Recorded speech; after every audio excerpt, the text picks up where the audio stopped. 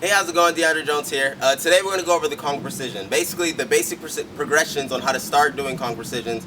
Also, specific workouts that you can do to maybe improve your Kong distance, and also tips and techniques to, be able to master it. Kong precision is a very easy move, very fun, and it shows a lot of technique. It's one of my personal favorites. Now, if you're afraid of doing a Kong just period, you should check out the Tab Brothers video on how to get over the fear of doing a Kong. I will link you guys down below. But basically, if you have a Kong and you're pretty comfortable with it, you're able to play with it, then we're going to start working the progressions on how to get distance after you exit the Kong, and maybe we can work on doing basic Kong precision. Alright, so in any movement that you find in parkour, I say this all the time, it's important that we start small and we think creative on how to do the progression both safely while also being able to do a progression that also transfers into the actual movement that we want to achieve. So I'm going to go around, I'm going to find something that we can practice on, something that you could definitely find at your local, playground, and we'll start from there. So let's go.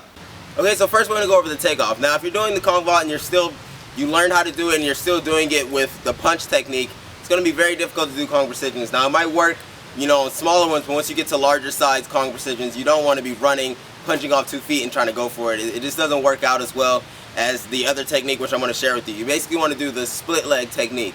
Now, I'm sure you know what it is. Maybe you haven't noticed it in other videos. You see other guys that do Kong precision, but they basically take 2 quick gallop steps before they enter into the Kong. And basically what that is that's going to keep your speed, so when you're running, you're not slowing down to punch and Kong something. You're just running, taking those 2 quick steps and pushing as hard as you can. So it's gonna give you more speed, it's gonna give you more power into your Kong, so you're able to go, further distances. And it's basically, it makes it a lot more fluid and less blocky. So when you're doing basic flow and stuff, you want to implement split leg technique into your concrete, so into your Kongs, or basically all your vaults period. But I'm gonna go over a few examples.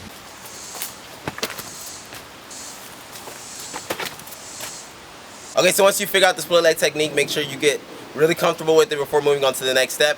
And now I'm gonna give you, another piece of advice that's a little bit different than the punching technique. Most people, when they do the Kong and they do the punch technique, is because they need enough leg power to get them up and over the wall. Now when you're doing precisions, you need to go out. So your legs aren't necessarily, even though they help you a little bit, they're not necessarily getting you up and over the wall. They're trying to get you to where you're trying to be. Basically what's going to get you over the wall is your arms. So your legs, the only job your legs have is to raise your hips up and to get you flying forward. Now if your arms weren't there, you'd be bashing your knee every single time. Every single time if your arms weren't there. So basically your arms and legs work together. So whenever you're running and you jump forward and lift your hips up for the Kong, your arms are there to push you to make sure your legs clear over the obstacle, and then that's going to send you flying across the distance that you need. And that's the key technique into getting Kong precisions, and that's what I try to explain whenever I explain to people, and it's a little foreign and it's a little bit more different than what people are used to. So whenever I say, switch up to that technique, I suggest you find, a wall that's very small that you don't have to worry about hurting yourself getting over, and you begin working that technique. So I'm going to show you a few examples right now.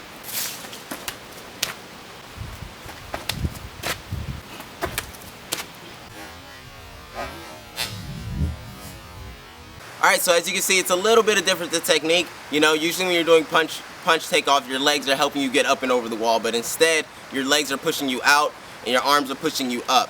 And it's a little bit different technique. Now there's a little bit of leeway, your legs do help you somewhat. They get your hips up as well as get you to where you want to go. So that helps you get over the wall, and your arms can also push away from the object that you Konged and help you get to the precision. So they can help each other.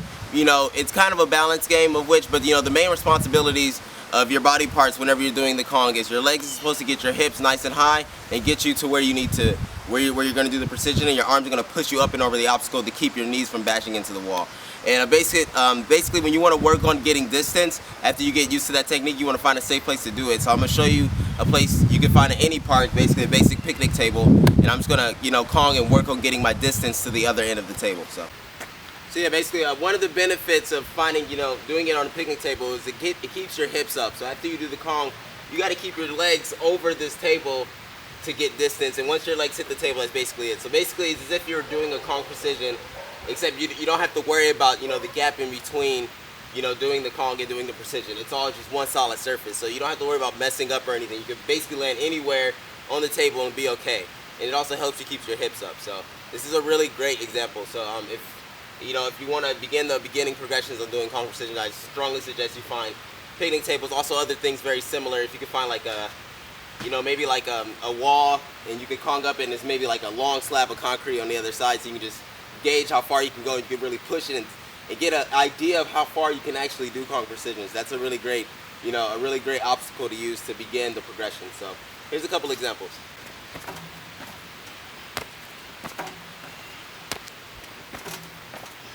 Five, 4, 3, 2, 1, go! Push it! Push it! This is a perfect example. Because Ronnie's been trying to do Kong precisions for a long time, and he's been asking me, how do you do it? And I told him, and he's been working on it for a long time, and he just got this. He just got this, I just got that. Clean. Like, and DJ knows, man. He knows the secret. Dude, I'm telling you, that's all you got to do, man. That's all you have to do. Okay, so I'm bringing this to a close. A couple key things that I want to, discuss right now. Workouts that you want to do to improve your Kong precision. Now, Kong precision, it takes a lot of hip flexibility, so you need to work on your hip flexibility. Also, it takes a lot of core strength, so crunches, side to sides, V-ups, think basic ab workouts, keep your core engaged, keep it nice and tight and ready to, when you go up, you're able to get in that nice tuck position really easily and really effortlessly.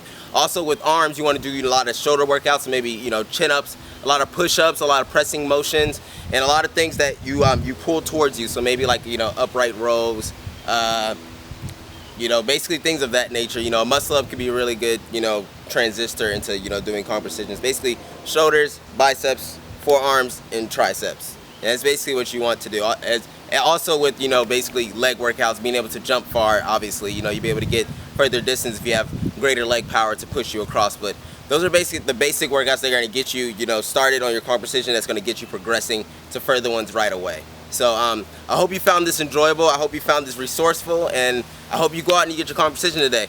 Don't forget to like, comment, and subscribe. I will leave a link to, subscribe right above me. Also, if you want to check out any of my other videos, I have, a couple, just show reel videos. I have a video right here and a video right here. And also I'll be coming out, the next video will be a video of a tour that me and a couple of my guys went to all through Texas. We hit up every major city, doing as many jumps as we can, and we made a video, and I'm going to be uploading that next week. So I hope you guys have a great time, and train hard, train safe, and I'll see you later.